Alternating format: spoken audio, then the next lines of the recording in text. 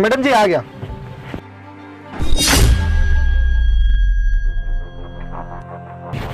अरे मैडम जी, मैडम जी, अरे मैडम जी, अरे क्या बताएं यार, 110 रुपए भी नहीं दिखेगी। इतना जल्दबाजी में थे। हो सकता है कोई हॉस्पिटल में एडमिट हो, कहीं इमरजेंसी में जाना हो। चलो क्या करना है, 110 रुपए की बात है। अगली बार जब दिखेंगे तो पैसे ले लेंगे, जाने दो। अरे ये फोन ले, हमारा 110 रुपए के चक्कर में अपना 30-40 हजार रुपए का फोन है भूल के चली गई। चलो कोई बात नहीं, अगली बार दिखेंगे दे दिया जाएगा। लेकिन इतनी जल्दबाजी भी अच्छी नहीं है। 110 रुपए के चक्कर में हमारा जल्दी जल्दी में अपना फ़ोन ही भूल के चली गई। अगली बार दिखेंगे दे दिया जाएगा। चलो बहुत जल्दी में थी, लेकिन दूसरे की अमानत है, इसको संभाल के रखना पड़ेगा। कहीं खो आएगा तो अपने पास से भरना पड़ेगा।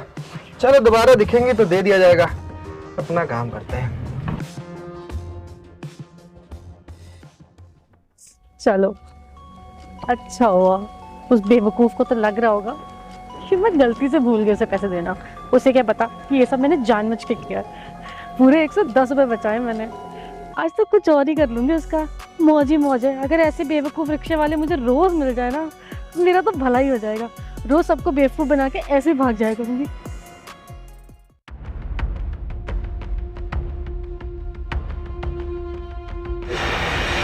अबे ओ हीरो। हाँ भैया जी, सुन इधर आ रहे भैया जी। पता नहीं भैया जी ने क्यों बुला लिया, कोई जरूरी काम ही होगा। चलो देखते हैं। अबे कहाँ था यार सुबह से? तेरी मम्मी ने कई बार मेरे को सुबह से फोन कर दिया। ले बात कर मम्मी से, बात कर। क्या हुआ, क्या परेशानी है? 3-4 बार फोन। ठीक है मैं बात कर रहा हूँ। हाँ अम्मा, क्या बात है? बापू नहीं अम्मा, हम शाम तक जुगाड़ कर देंगे। हाँ कितना पैसा मांगे?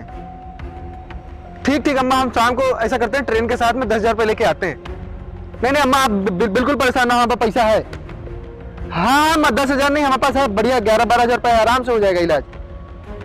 ठीक अम्मा जी, हम आते हैं। नहीं आप बिल्कुल परेशान ना होइए। ठीक अम्मा, आते हैं। 10,000 रुपया भैया, ये फोन। क्या हुआ, कोई परेशानी है क्या? सब ठीक तो है ना? वो भैया जी बापूजी की थोड़ा तबीयत खराब हो गई है ना, तो उसमें वही 10-11 हजार रुपये का खर्चा आ रहा है। और डॉक्टर बोल रहे हैं कि पहले पैसा को दोगे तभी इलाज चालू होगा। वही थोड़ा गांव से फ़ोन आया था, माता जी परेशान हो रही हैं, बस और कोई बात नहीं है भैया जी। अरे ये फ़ोन कैसा है, नया फ़ोन ले लिया क्या तूने? अरे नहीं भैया जी, एक सवारी सुबह आई थी, हमको लग रहा था वो भी परेशान थी, कोई हॉस्पिटल में एडमिट होगा, जल्दबाजी में थी, तो वो किराया देना ही भूल गई। और 110 रुपये देखो किराया था, और ये 30-40 हजार का फ़ोन अपना छोड़ के चली गई। वही है भैया जी, पकड़े हुए हैं हाथ में। अरे काम क्यों नहीं करता तू? एक काम, फ़ोन ले ले तू। तेरी मम्मी का फ़ोन आता रहता है बार बार। एक फ़ोन ले ले छोटा सा, जिससे तेरा काम चल जाए। भैया जी अपना खर्चा निकल जाता है, वही बहुत बड़ी बात है। थोड़ा बहुत पैसा होता है तो घर में बूढ़ी माँ है और बापूजी हैं, उनकी तबीयत भी खराब रहती है तो उनको भेज देता हूँ। फ़ोन लेना मेरे बस की बात नहीं बाबूजी। चल ठीक है, तू अपना देख ले। ठीक है भैया, चलते हैं। अच्छा सुनो, एक काम करो, ये मेरा फ़ोन ले लो, बाकी हाँ। तुम्हारे घर से फ़ोन आए तो बात कर लेना। ठीक बाबूजी, आपका बहुत बहुत धन्यवाद। चलो बाबूजी हमारी बात हो जाएगी ना, घर में बाबूजी की तबीयत बहुत खराब है, फ़ोन आएगा तो हाल चाल मिल जाएगा ना। ठीक है, बहुत बहुत धन्यवाद भैया। ठीक। 10,000 रुपये, अभी तो जितना पैसा मेरे पास आया था सब मैंने भैया के फ़ोन में डलवा के गांव भेज दिया था। 10,000 रुपये का जुगाड़ कहाँ से होगा? हाँ एक काम करते हैं, जिन भैया का ऑटो चलाते हैं ना उनके पास चलते हैं, और कोई नहीं तो वो तो मदद मेरी करेंगे ही। और अगर कुछ पैसा भेजेंगे तो भैया के फ़ोन में से डलवा के मैं गांव भेज दूंगा। हाँ ये सही रहेगा, चलो चलते हैं। शाम की ट्रेन से मैं भी घर निकल जाऊंगा। हाँ भाई, हाँ वो जो 3 लाख रुपए दिए थे, अरे उसका ब्याज 30,000 बनता है। हाँ इस महीने का 30,000 हो गया है। अरे वो 3 लाख तो बाद में देगा, पहले ब्याज के पैसे तो दिलाओ मुझे। हाँ ठीक है, नहीं जल्द से जल्द, हाँ ब्याज के पैसे। और उसको बोल देना जल्द से जल्द 3 लाख का भी व्यवस्था कर ले। हाँ क्योंकि मैं ज़्यादा टाइम थोड़ी ना दूंगा उसको। हाँ नहीं ठीक है भैया जी अच्छा ठीक है, मैं बात करता हूँ तुमसे। नमस्ते भैया जी। नमस्ते। भैया जी वो 10,000 रुपये की ज़रूरत थी, तो हमने सोचा आप ही से मांग लेते हैं। अबे अब क्या जरूरत पड़ गई तुझे पैसों की? अभी पिछले महीने तो मुझसे 10,000 रुपए लेके गया था, अब फिर तू पैसे मांग रहा है? ये यहाँ क्या कर रहा है? कहीं से पता तो नहीं चल गया कि ये मेरे भैया हैं और इनसे मेरी शिकायत करने आया हूँ?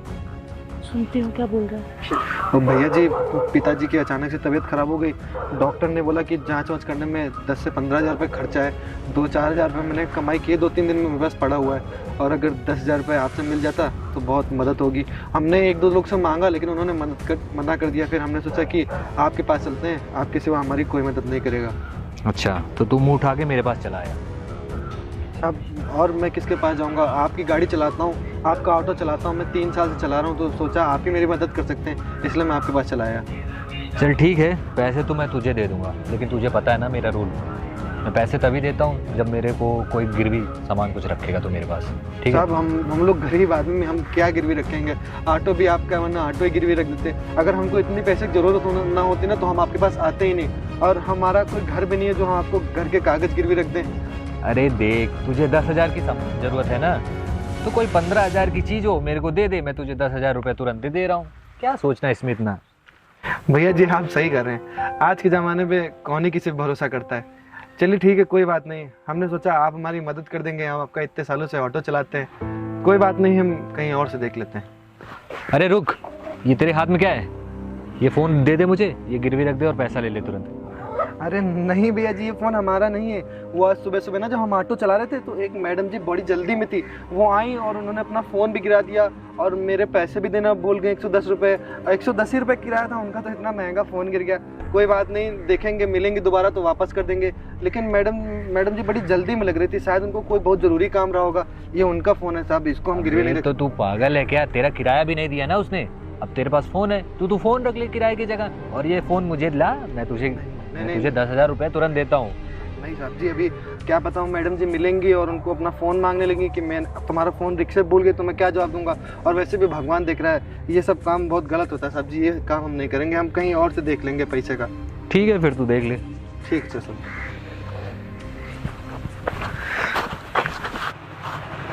कहाँ से लाऊंगा 10,000 रुपये?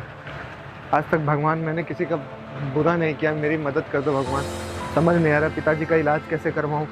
गांव जाने का किराया भी लगेगा, और पिताजी की तबीयत खराब है, उनकी दवाइयों का खर्चा, उनका इलाज करवाना, उनकी जांचें करवाना। भगवान आप तो, मुझे पूरा भरोसा है भगवान, मेरी मदद कर देना भगवान। आज तक मैंने किसी का बुरा नहीं किया, आप मेरा बुरा नहीं करेंगे, मुझे आप पूरा भरोसा है।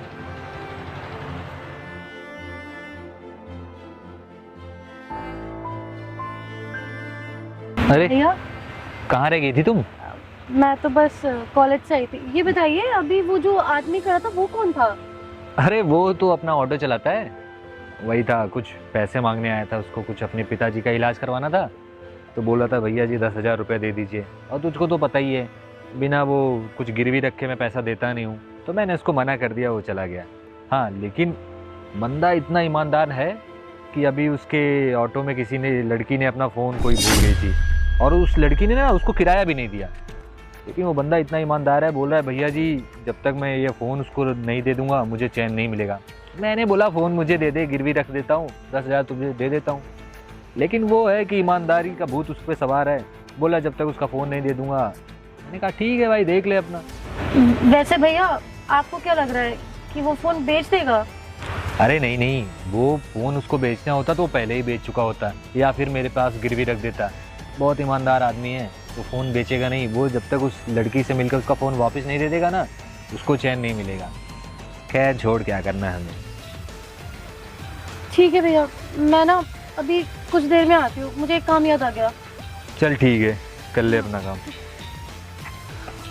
अब क्या काम आ गया इसको, अभी तो बाहर से आ रही है।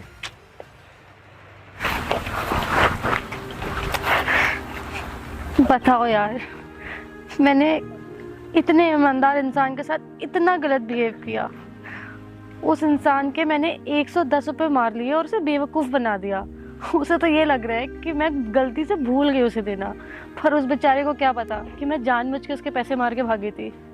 और मेरी बेवकूफ़ी तो देखो, उस 110 रुपए को बचाने के चक्कर में मैंने अपना इतना महंगा फोन उसके ऑटो में छोड़ दिया। सही कहते हैं लोग, किसी के साथ गलत करोगे ना तो आपके साथ ऑटोमेटिकली गलत हो ही जाएगा।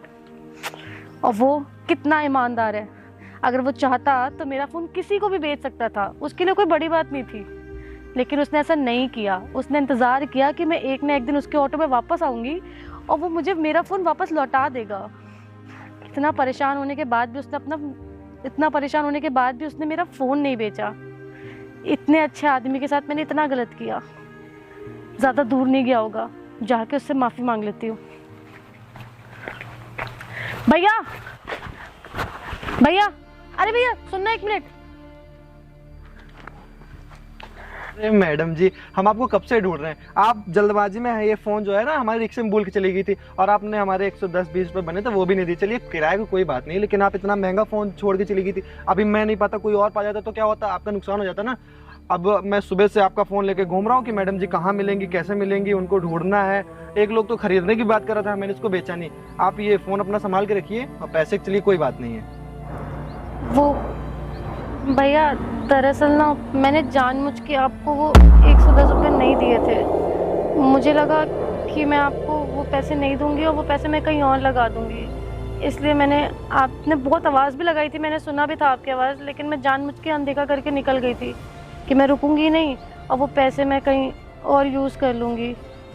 लेकिन इत्तेफाक की बात तो देखिए कि मैं आपके 110 रुपये मार के भाग रही थी और मेरा इतना महंगा फ़ोन आपकी गाड़ी में रह गया। मैंने अभी सुना कि आपको 10,000 रुपये चाहिए थे ना अपने पापा के इलाज के लिए।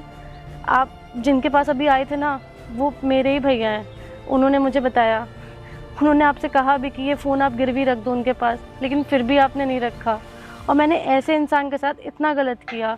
अगर आप चाहते तो मेरा फ़ोन किसी को भी बेच सकते थे और अपने पापा का इलाज करा सकते थे, पर आपने ऐसा नहीं किया। इससे साबित होता है कि आप कितने ईमानदार हो और मैंने आप जैसे इंसान के साथ इतना गलत किया। भैया मुझे माफ़ कर दो, मुझसे बहुत बड़ी गलती हो गई। और मैं ना आपको अभी आपके फ़ोन अपना नंबर बता दूँ, मैं आपको अभी पैसे ट्रांसफ़र कर देती हूँ आपके पापा के इलाज के लिए, वो 10,000 भी और आपके 110 रुपये भी। मुझसे बहुत बड़ी गलती होगी भैया, प्लीज़ मुझे माफ़ कर दो। आज के बाद मैं कभी भी किसी के साथ ऐसा नहीं करूँगी।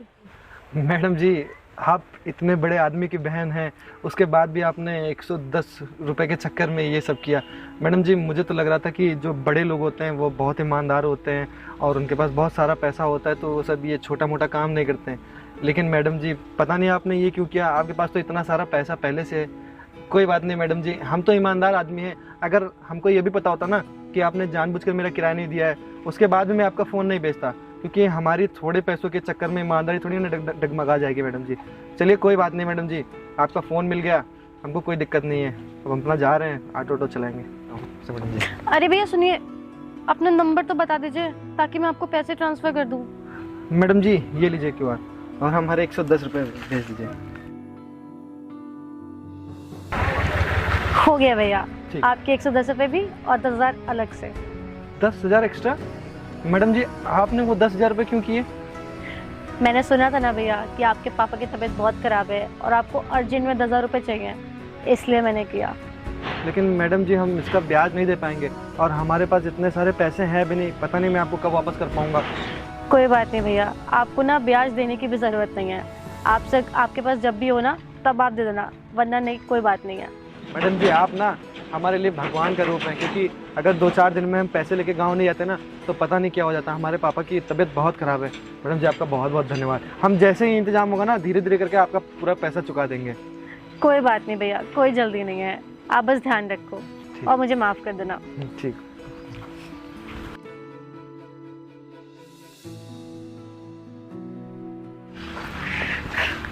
थैंक गॉड, आज मुझसे बहुत बड़ा पाप हो जाता।